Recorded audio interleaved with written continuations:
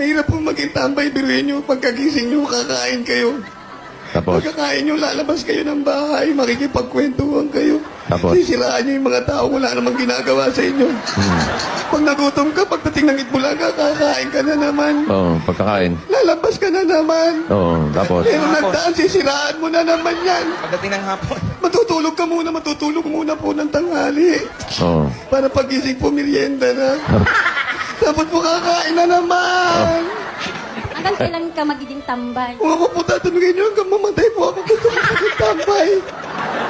Mahirap po pagdating ng gabi, maliligo ka tapos makikipag-inuman ka. Habang nakipag-inuman, Habang nakikipag-inuman ka, pag may nagdaan, sisiraan mo na naman.